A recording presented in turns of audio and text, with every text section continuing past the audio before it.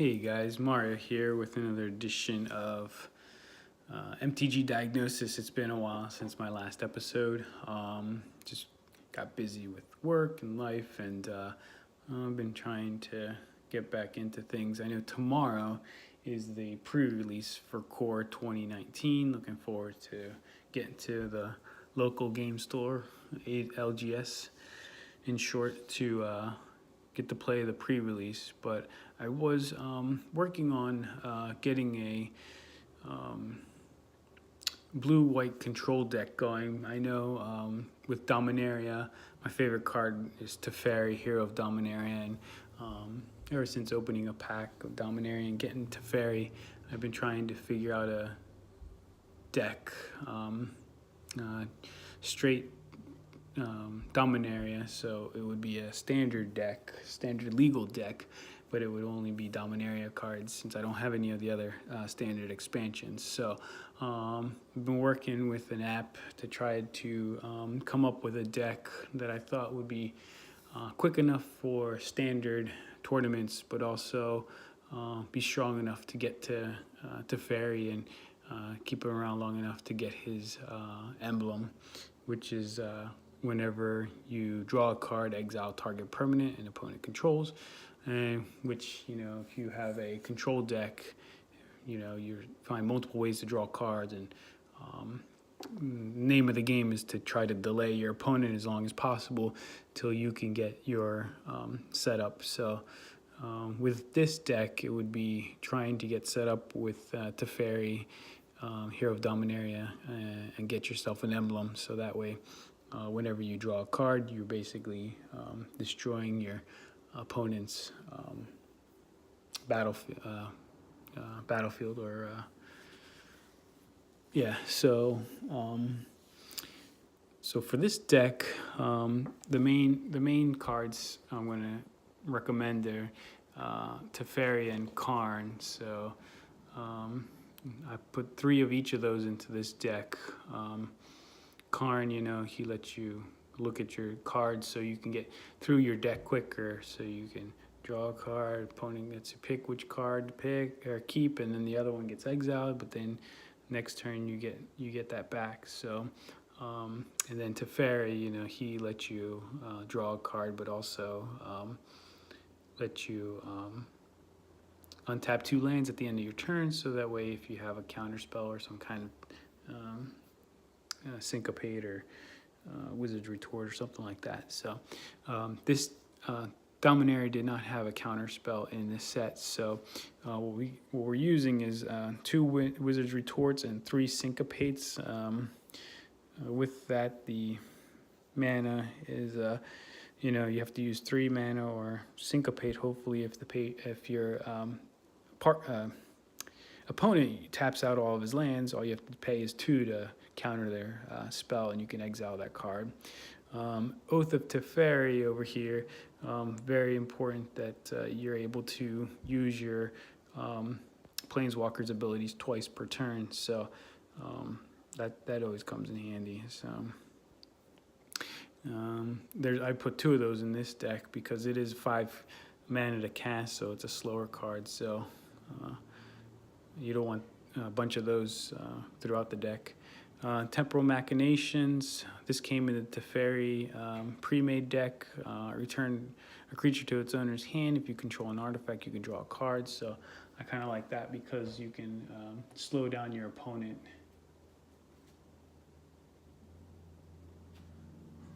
For 3 mana. And if you control an artifact, you get to draw a card. So for 3 mana, you get to return a target creature to its owner's hand, and you get to draw a card. And with this deck, there's a lot of artifacts, so every time you use one of those, you should be drawing a card. Invoke the Divine, so you can destroy a target artifact or enchantment your opponent controls for 3 mana, and you gain 4 life. Gideon's Reproach, I put 3 of those in case you couldn't counterspell one of your opponent's creatures in the early game. You can cast one of these whenever he attacks, so that way you can stop any creature with 4 toughness or less. Of course, we have to have 3 seal-aways. I'm only using 3 instead of 4 because, you're using all of these other cards to try to slow down your opponent and getting rid of their creatures. You don't want to have, a draw where all you're getting is a bunch of seal-aways and, they're not casting any creatures. So I did put in 4 Voltaic Servants. So it's a 1/3 artifact creature for 2 colorless and he can untap a target artifact at the beginning of your end step. So I did put in 2 Traxos, Scourge of Krug, and he also comes in, he's a 7/7 trample, but he enters the battlefield tapped, and if you cast a historic spell, you can untap him. So there's a lot of historic spells in this deck, but also with the Voltaic Servant, you can untap him using the Voltaic Servant's ability.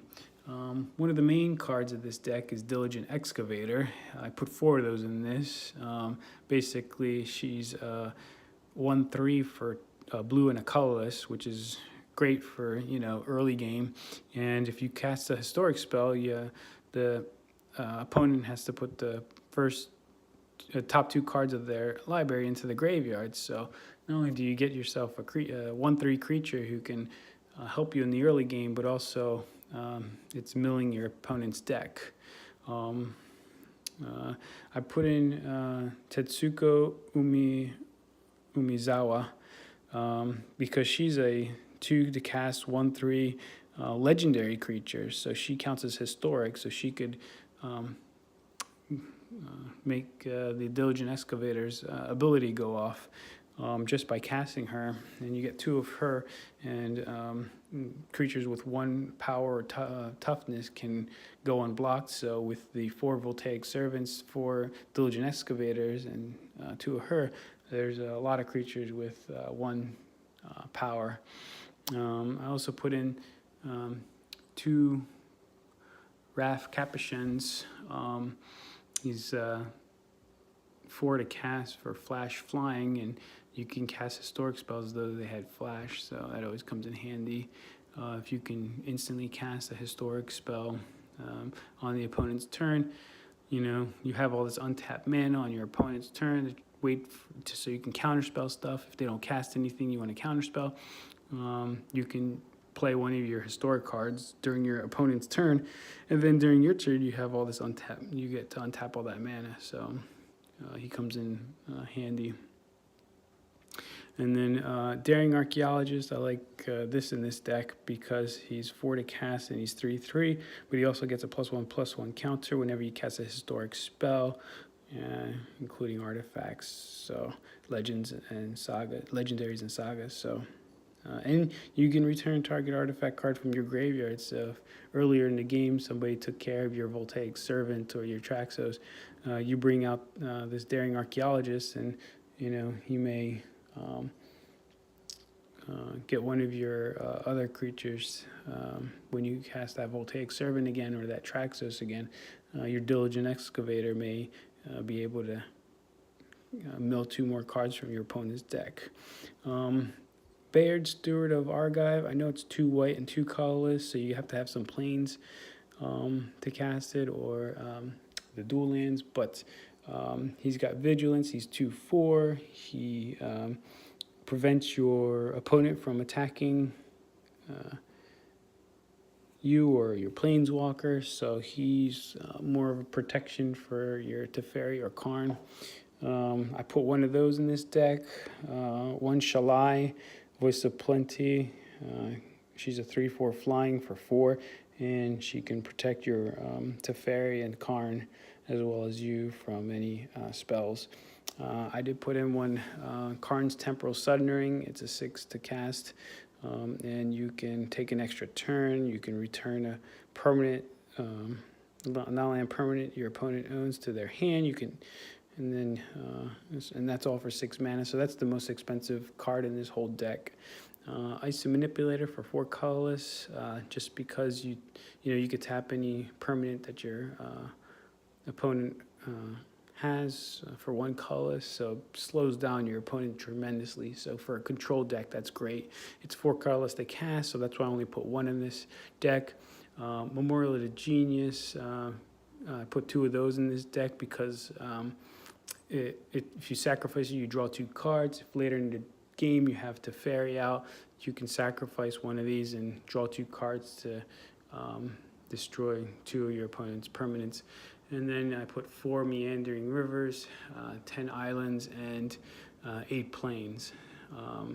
So with that, I think this kind of setup, there's a lot of different cards. Oh, I forgot to mention Time of Ice. Time of Ice is a great saga because it taps your opponent's creatures one creature for each of the 2 turns, and then on the 3rd turn it returns them to their owner's hands. So not only do they remain tapped for 2 turns, but the 3rd turn, anything that was tapped with the 2 creatures that were tapped with Time of Ice, they have to be recast after that. So really slows them down tremendously. And then yeah, so that's the main deck with the 8 plains and 10 islands. And that seems to be the right mana curve for something like this. I could, I did play around with this deck. One of the cards, Niambi Faithful Healer. There is the other Teferi, the Time Bender, but it's 6 to cast. Its abilities aren't that great, so I decided not to put her in. Jorah's Familiar, it's 4 to cast. If this was 3 to cast, it would be much better. I would definitely use it, but it's 4 to cast for a 2/2 flying, and but it decreases your historic spell casting cost by 1 colorless less to cast. So may need to add those in.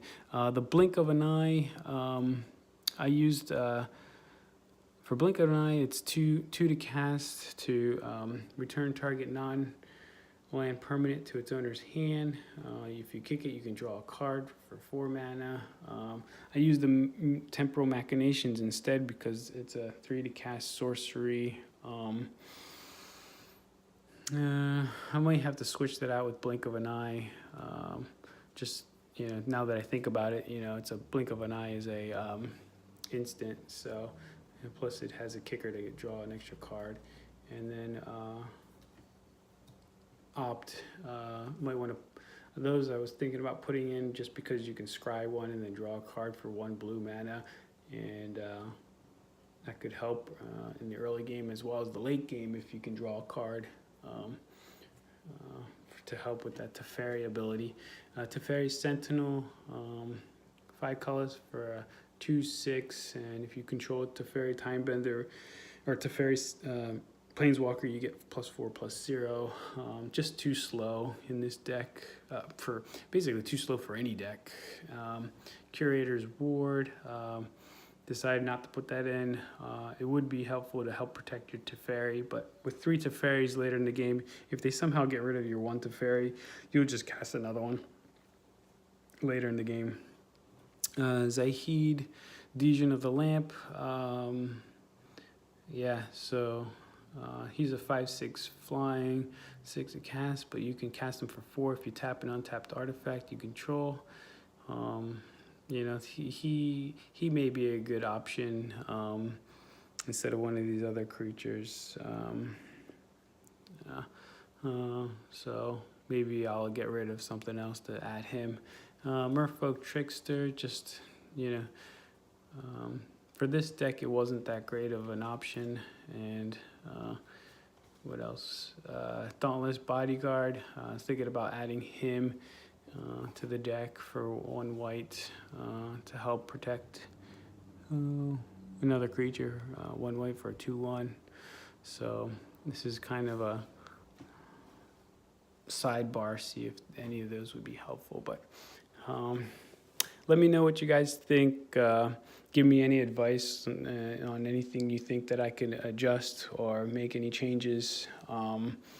You know, one of the things I did conscientiously decide to do was only put in 3 of Karn and 3 of Teferi, because 1, if you have 4 of each, they kind of just, you know, clutters up the deck, and 2, they're pretty expensive cards, so getting 4 of each would cost a lot. So I do have 4 Teferis. I just didn't think that the fourth one was worth adding to the deck because it would slow things down.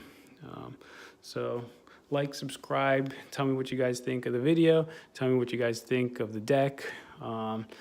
Try it out if you play Magic online, or if you have, all these cards. Try making this deck or something similar, or just give me some options. What do you think I should do? Do you think I should put in the Zahid Legion of the Lamp and get rid of, something like Baird and Icy Manipulator, and put Zahid in there instead since he's a flying? What do you think and he's legendary, so I don't know.